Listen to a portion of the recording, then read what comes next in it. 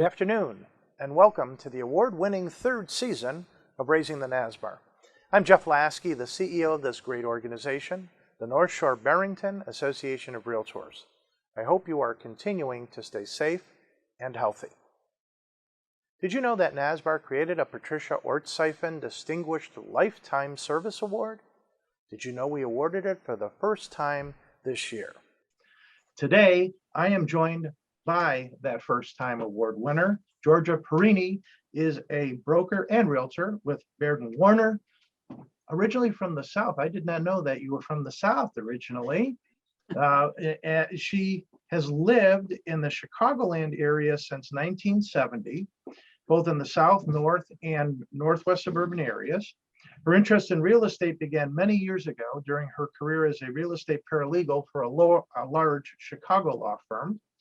A residential sales career began in 1994 with Baird & Warner, and in a short period of time, Georgia was a top producing agent in the Glenbrook office. And Georgia, I took a quick look through your curriculum vitae on the website there. So you had your real estate salesperson's license from 94 to 96. Then you went and got your broker's license. Right. And you had that from 96 to 2012 when they created the managing broker's license. And so you got that in 2012, and you've had that ever since. But not only that, you've been a CE and pre-license instructor since 2009, a NSBAR member since 1994. Right. You are a Realtor of the Year in 2014. You've served on a bunch of NSBAR committees. I couldn't go through all of them, but you were our president back in 2003. And you've been also, I want to mention WCR. WCR North Shore chapter president. You were that twice in 2005 and 2012.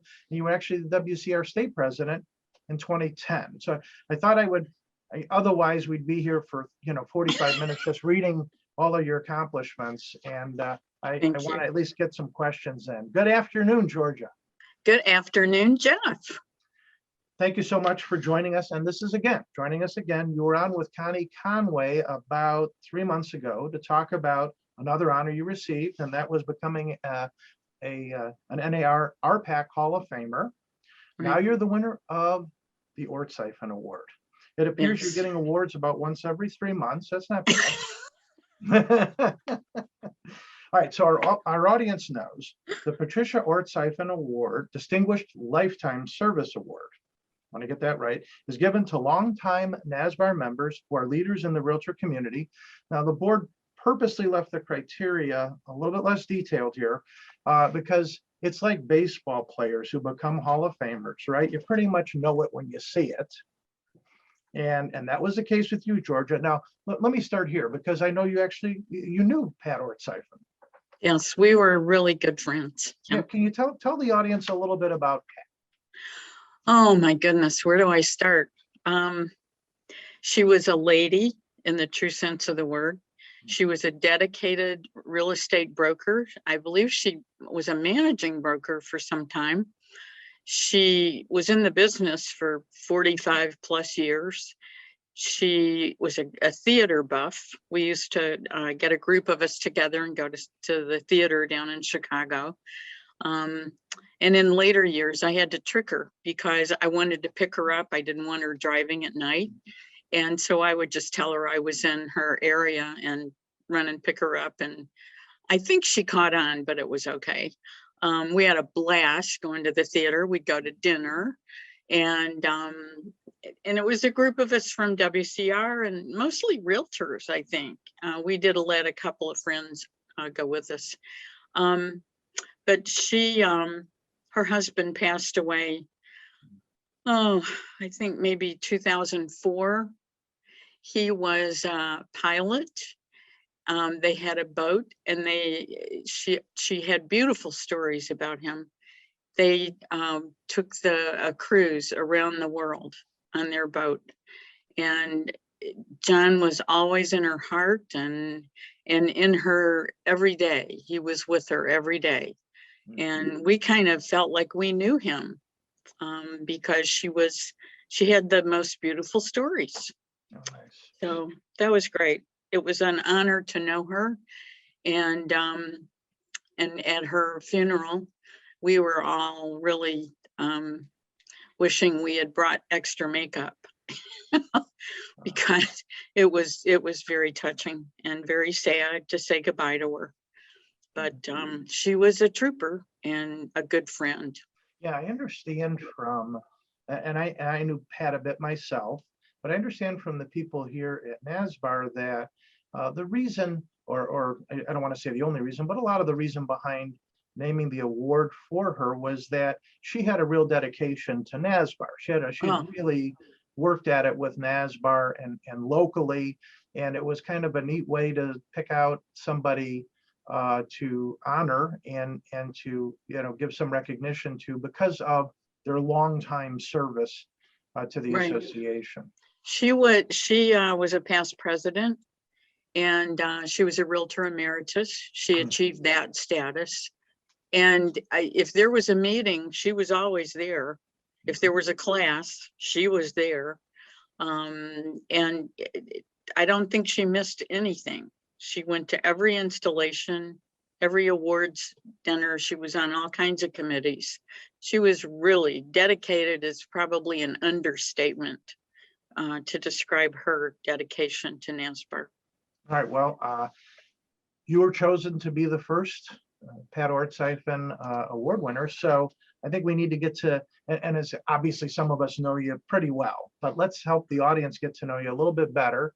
And we're going to start off with, you probably covered this 3 months ago when we were talking with you at Connie, but remind our audience about how you first got started in the real estate business. Well, when I was working as a real estate paralegal for the attorneys, I really got excited about real estate, and I thought, wow, I could do that. That's really something I want to do.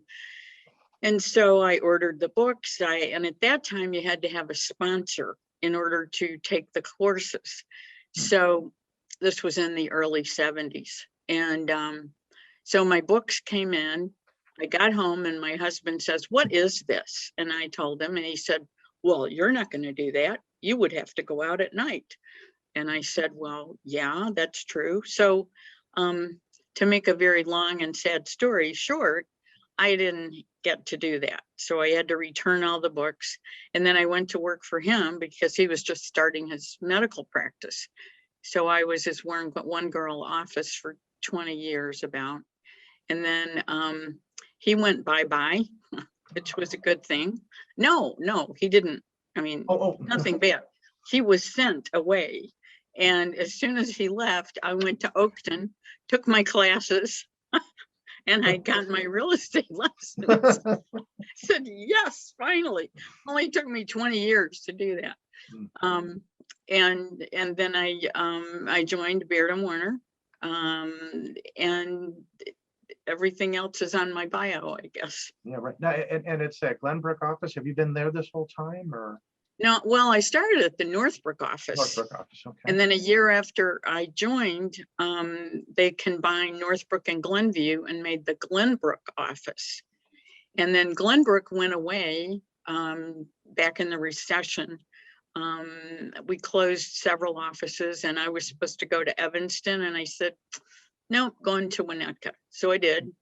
And I was there for 7 years. And then when Glenbrook opened again, I came back. Oh, And so it's really nice because yeah, it's right down the street from where I live, you know. Gotcha. So. I think that's why I got confused there, because I'm like, you're at Glenbrook now. How did that, Yeah. So now I get it. Okay. I returned. Now I understand. So now, are you one of those that work independently, or do you have a team, or how do you do your thing? No, I work alone. My daughter actually worked for me for maybe a year. She was very bossy, and I fired her. She was just terrible for me because I like to do things my way. And so working on a team, I'm not real good at that. I can work on a team project, but when it comes to my business and my clients, I got to do it myself. It's Well, just, and we can all agree, Yeah. where there's a real value to teams, that's a relatively recent phenomenon, right? I mean, Right. that's not something that's been around for a super long time. So, right. when, and I want you to give this a thought for a minute, but Okay. what do you think were the things that made you the most successful in your business? I'm going to say that listening Hmm. to my clients was, and I'm just thinking of the feedback that I got, things that people said to me. I think it was listening, because I know over the years I've had several buyer clients that they would tell me they wanted one thing, but I always, oh, sorry, I'm having trouble putting this together. But my thing is that I need to sit down with them and actually understand how they live, what they do, what are their interests, what do they need to be close to, and I listen to that. And so we're not out looking at 50 properties. We're kind of like zoning in on the properties that they want, and they appreciate that because I respect their time.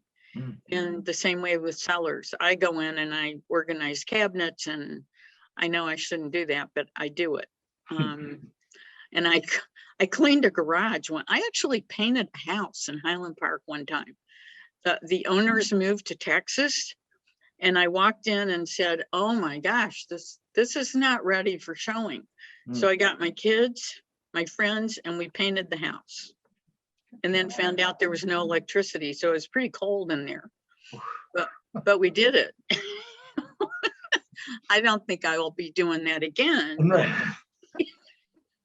You know what I think is interesting, though, you talk about listening. I think that the impression I've gotten is that new agents, especially, the biggest mistake they make is that they think they have to convince everybody about how much they know. And because of that, they have a tendency to talk a lot, right, and not listen as much. And I think that's such great advice, to listen and just give people a chance to tell you what they want and what they're looking for, and what they're concerned about, what they're afraid of. And so I think that's terrific advice. I'm imagine that, and I've known you long enough to know that you're a great listener anyway. So let alone in business, I'm sure that that was a really great trait to have. Well, it did work for me with buyers and sellers, and tenants and landlords. And I get a lot of people calling me asking questions. Well, what about this and what about that? Even after, I mean, my clients are my friends, and most of them I'm still in contact with. And they'll call me and say, you know, the furnace went out, so who should we call? And I'm thinking, what is this? Question and answer central here?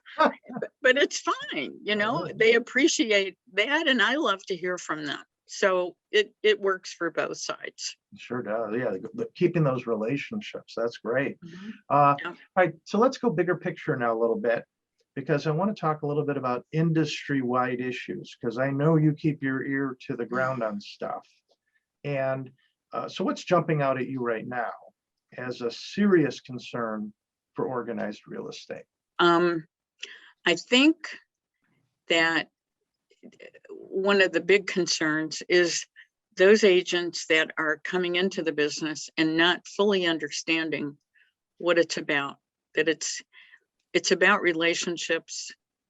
And as a new agent, I've heard new agents, because I tutor some, and I have been teaching, and they think that they're going to come into real estate and it's just going to be buckets of money. It's all about the money and the commission, and, you know, what was this deal, and let's make a deal. And first of all, one thing I never do is refer to the purchase of a home or the sale of a home as a deal. It's a transaction. And I think that my clients, and I think the public, respects that a little bit more than let's get this deal done. I don't like that terminology. And I think that agents today, or the future agents, are coming in, they're, in my opinion, a little less professional. it's more about the bottom line. It's more about the money than it is about building a rapport with your client and providing service. We're in a service business. This is service to the community. Which ties in with RPAC, because RPAC is a service thing. We're keeping an eye on what's going on in Springfield and in Washington as a service to our clients, so that we can answer the questions. Well, it's the same thing when we're acting as a broker or a managing broker. It's not about the money. If you provide good service and you listen to your clients, the money will come. You will earn a living doing that.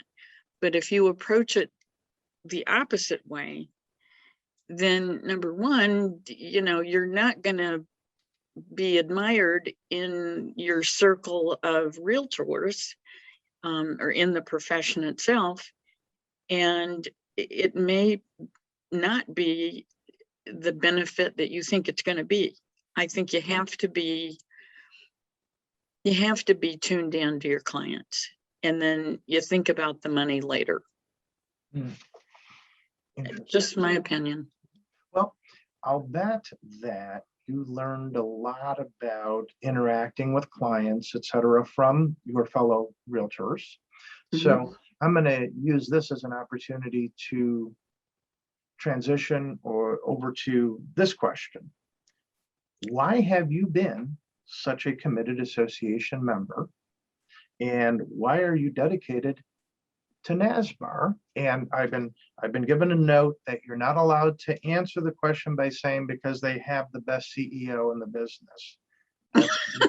That cannot be one of your answers. You have to go. Well, that would be my first answer. Well, and that's why I mentioned it. So I know. a different answer than that. But what is it about the association and NSBAR in particular that has made you so dedicated? I mean, you've been with us for a long time. Yeah, since the beginning. That's a long time. Yeah. It's a family. It really is. From the very beginning, I felt like I was welcomed. I felt like I belonged. And I think I started getting involved. Let's see. I joined in '94 in July. And then I think it was probably 96-ish. That's when I started getting involved in a committee.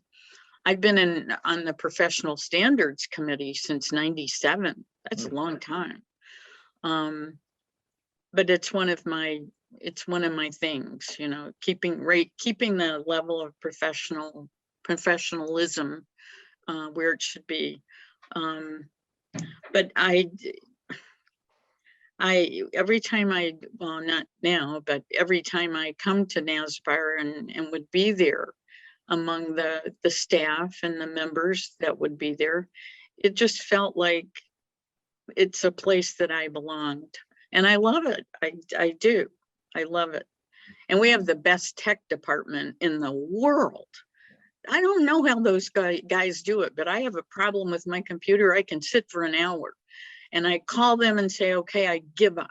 And then they just log into my computer and it's fixed in 5 seconds. It's like, how did you do that? Well, I want to thank you from us and our tech department for at least trying first before you call them. I do. I always try. Yeah. No, that, and I'm gratified to hear what you're saying, because it is something that as an association we pride ourselves on, right? That personalized service, that connection, that people here, and that's wonderful that that's been your experience. Do you mind if I lean on you for a favor and kind of put you to double duty work here? Okay. Because I know you still are very active with our Forms and Contracts Committee, which is chaired by Marilyn Glazer. And right. I'm going to cheat here and impose upon you just because I want to make sure everybody knows about this. We've just recently put out a couple of new forms, right, that you were deeply involved with. And so I just want you to talk about each of them for 1 second. So I'm going to start with this seller authorization for private listing status, and without detail, just kind of tell everybody, hey, this is why we redid this form a bit. Okay, well, we did have a PLN form that everybody had to sign, the consumer had to sign. But since there is no longer a PLN or a private listing network, it's now just a status. Private listings are a status. And so we needed to do a new form. So what we did was we took MRED's language and developed a form where our membership could use that form to get the seller's permission. And then that prompts the agent to explain it to the seller also, so they know what's going on. Yeah. So, and what you're referencing, just to be clear to the audience, is that within Connect MLS, the private listing network used to be a separate database, used to be a separate place to go to search for these properties. And now MRED has just made it a different status as part of the standard database. So great job on that. And then we've got another form. We have an appraisal addendum that there was some change that was made to as well. Right. The only change that we made to the appraisal addendum, and there were other changes suggested, but we kind of felt like we don't want our members getting into trouble by perhaps, you know, on the border of practicing law. So we kept it really simple and just said that because on the appraisal addendum, there's three options: that the buyer can walk away, that the seller and the buyer can negotiate, or the seller can get another appraisal and challenge the first appraisal. So if the buyer chooses not to walk away, but just says, okay, fine, I don't care what the appraisal says, I'm going to buy this house, then he has the option of doing that. But on the seller side, the seller is going to think, well, does he have the money to do that? And so we just added one sentence that just says that the buyer represents that he has sufficient funds to close the transaction pursuant to the contract. Beautiful. Yeah, and again, just to be clear for everybody in the audience, why are we doing this? Because we're in a marketplace, we're in a world today where houses have a tendency not to appraise out, right? Why? Because the comps are from old sales, you know, older sales. So this is a way to keep these transactions together. Certainly, it's also a way to make sure that we're doing the best service for our clients. Great job. Correct. Correct. Well, and again, you know, I asked you about this to illustrate to everybody that you are continuing to make such a great contribution to our association, as busy as you are running around doing all your stuff. But so I just wanted to tell you that, you know, that kind of work it's not glamorous, right? It's not the glamorous stuff, but it's the stuff that we really need to have happen. So you already talked about listening, but I'm going to ask you to come up with another piece of advice. Pretend I'm a new broker. And so the single most important piece of it, and you mentor people right now, so you can probably just dig in and pick out one thing that you might think is the most important piece of advice that you could give new people coming into our industry. And if you have to say listening again, that's fine. But well, that's a given. Listening is a given, and I do tell everybody that. But I guess along with listening, you have to know what you're talking about. You have to be informed. And the only way that we can be informed is, number one, read the license law and the administrative rules. I've talked to agents that when I say that, they say, what's the administrative rules? Well, hello, the license law is made up of two parts, essentially. It's the Real Estate License Act and the administrative rules. You got to follow both of them. You can't just pick one. And then the other thing is the code of ethics, because if you're in trouble because you have made a misstep or a mistake, or you haven't followed the rules in the law, then you're not going to be able to practice real estate, and your license could be on the line. So know what you're doing before you do it. I guess that would be my best advice. No, I love that.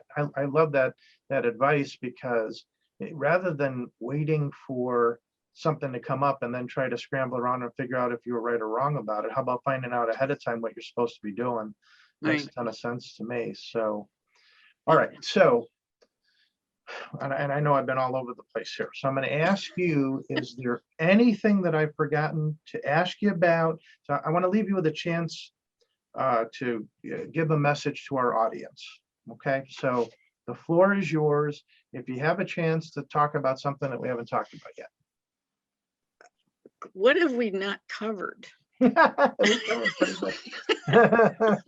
I think well, first of all, I talk too much. So if you get me started, this could go on forever. Not on a podcast, you don't talk too much. Well, I try to listen, and I try to, be respectful of your time and mine, sort of. But the only thing extra that I could say is just to emphasize that there is no association like NSBAR. There isn't anybody that cares about you more and wants you to be successful. And so I think that a new agent joining NSBAR, they've got a family to help them be successful. And when you stop in the office, when we're all back to normal or sort of normal again, there's somebody to laugh and somebody to help you if you have a question. There's answers. And if they don't have the answer, I would say they call me, but no, they just email me. They do. They text, they email, or in other resources. There's a resource there. You're not in the rowing the boat by yourself.